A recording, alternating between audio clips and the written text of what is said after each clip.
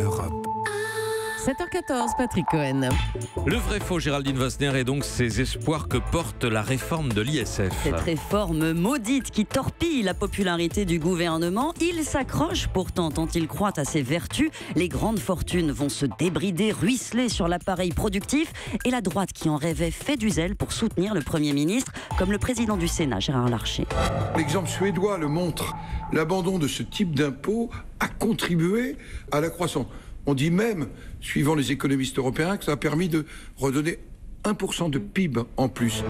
L'abandon de l'ISF a donné 1 point de croissance à la Suède, c'est vrai ou c'est faux ? C'est faux, même si la suppression de cet impôt a aidé bien sûr à restaurer la confiance. Seuls 400 contribuables étaient revenus 3 ans plus tard en Suède. L'ISF a disparu en 2007, juste avant la crise. Le pays ensuite est entré en récession. En fait, d'autres réformes ont joué un rôle. La plus importante en 91, quand le pays sépare l'impôt sur les revenus du travail, qui reste progressif, de celui sur les revenus du capital, taxé à 30%. Ça ressemble à la flat tax que veut faire le gouvernement, sauf que la Suède va beaucoup plus loin. Elle tranche dans ses dépenses, réduit les niches fiscales, abolit l'impôt sur les successions, et c'est cet ensemble qui fera revenir progressivement les investisseurs et la croissance. C'est intéressant parce que ça éclaire le caractère incomplet des réformes Macron. C'est vrai que plusieurs milliers de riches contribuables sont partis depuis 20 ans, c'est vrai que l'ISF y a contribué, mais dans quelle proportion, c'est pas clair. L'héritage dans la balance pèse aussi très lourd. Les droits de succession rapportent plus du double de l'ISF, 12 milliards et demi d'euros que payent 15% seulement